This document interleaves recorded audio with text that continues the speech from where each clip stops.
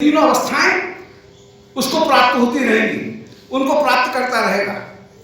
परंतु जिस समय कारण शरीर का बाध हो जाएगा तब जाकर के वो जन्म मृत्यु के बंधन से मुक्त होगा। परंतु कारण शरीर का बाध मात्र हो जाना यह भी जीवन का परम लक्ष्य नहीं है, परम सुख नहीं है, क्योंकि उसको सेवोपयोगी देह नहीं मिला है।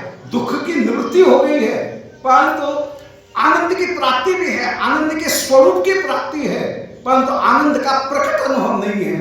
प्रकट अनुभव प्राप्त करने के लिए भगवत भक्ति को उसको अपनाना पड़ेगा। भगवत भक्ति अपना करके ही वह प्रकट सुख को प्राप्त कर पाएगा। इसके पहले स्पष्ट जो स्थायी सुख है वो स्थायी सुख की प्राप्ति नहीं होगी। स्थायी सुख की प्राप्ति करने के लिए श्री किशोरी जो श्री योगमाया जब उसको सेवोपयोगी पार्षद देह प्रदान करेंगी तब जाकर के उसे स्थायी सुख की प्राप्ति होगी। तीन प्रकार की जो सिद्धियां हैं उसको प्राप्त होंगी। पहले उत्क्रांत सिद्धि, उत्क्रांत सिद्धि के बाद में फिर उसको भाव सिद्धि, और भाव सिद्धि के बाद में फिर स्वरूप सिद्धि। ये तीन सिद्धियां प्राप्त होंगी। उत्क्रांत सिद्धि का तात्पर्य है श्री गुरुदेव गुरुजन संतगण उनके इस पांच भौतिक शरीर को त्याग कर देना, यह उत्क्रांत सिद्धि। इस शरीर को उन्होंने उत्क्रांत किया, वो उत्क्रांत सिद्धि हुई। दूसरी जो सिद्धि है वो एक बार वैकुंठ में पहुंच गए। ठाकुर इतने दिन से विरह में व्याकुल हो रहा है भक्त, इसलिए उसको कुछ न कुछ सुख तो देना चाहिए।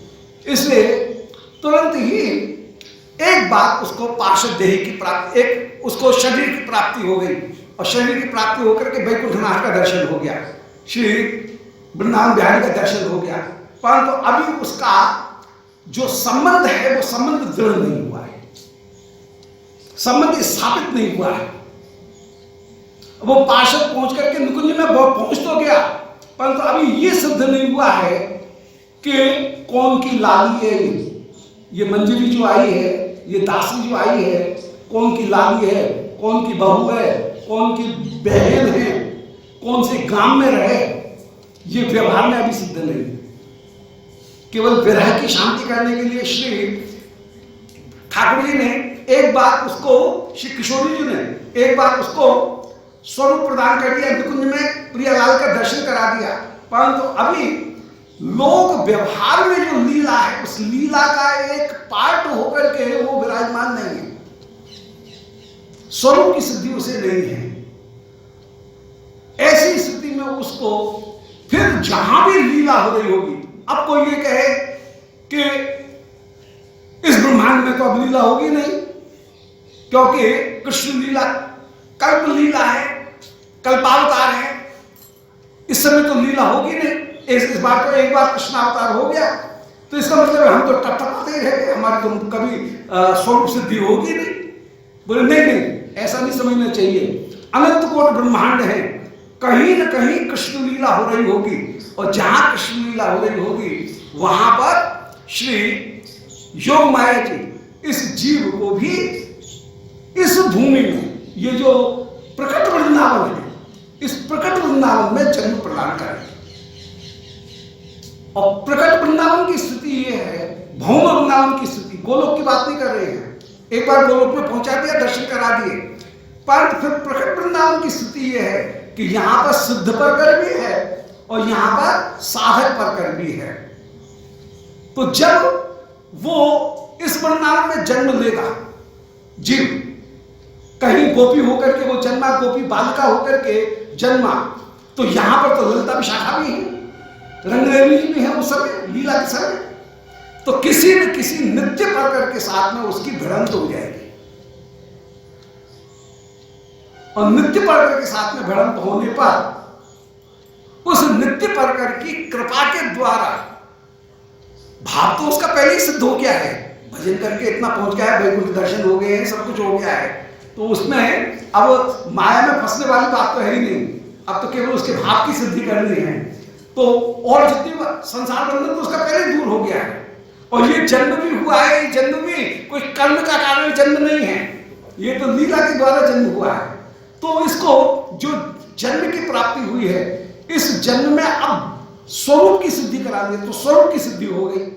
लीला परकर के बीच में उसका जन्म हो गया कि, और ये सिद्ध हो गया कि कौन की बेटी, कौन की बहन, कौन की भतीजी, कौन की देवती, कौन की बहू, ये सारे जो लोक व्यवहार है वो लोक व्यवहार सिद्ध हो गया। इस कृष्ण हमारे लिए तत्व रूप में उपास्य नहीं है, कृष्ण हमारे लिए सर्वदा सर्वदा लीला बिहारी के रूप में उपास्य हैं, लीला बिहारी के रूप में उपास्य हैं।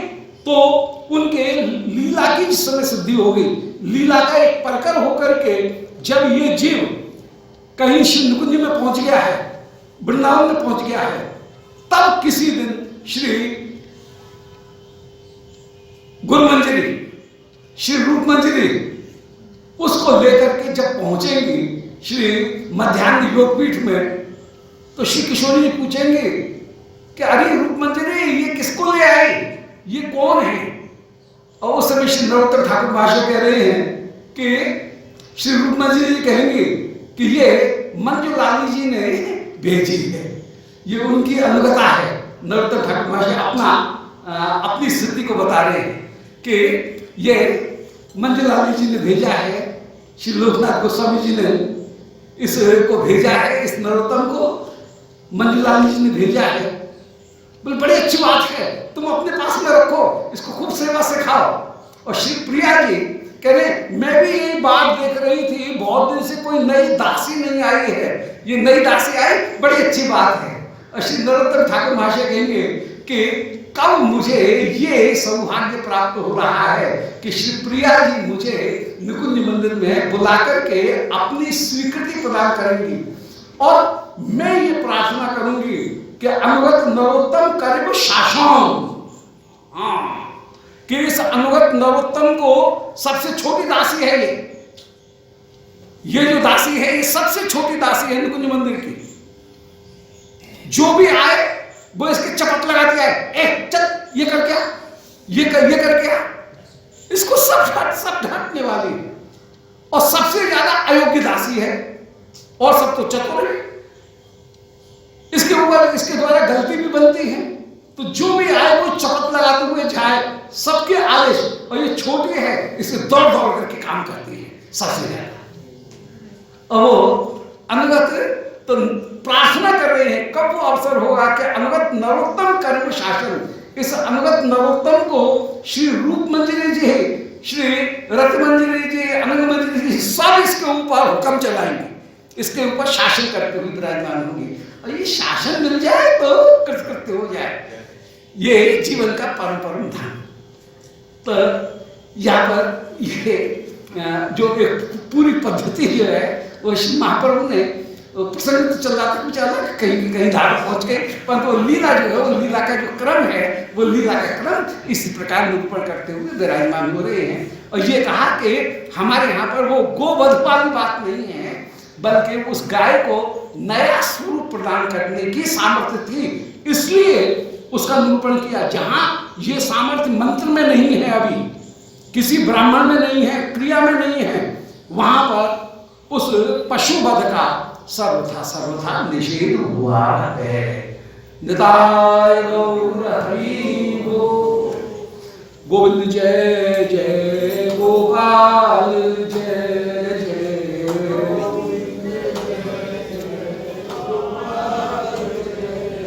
श्री राधा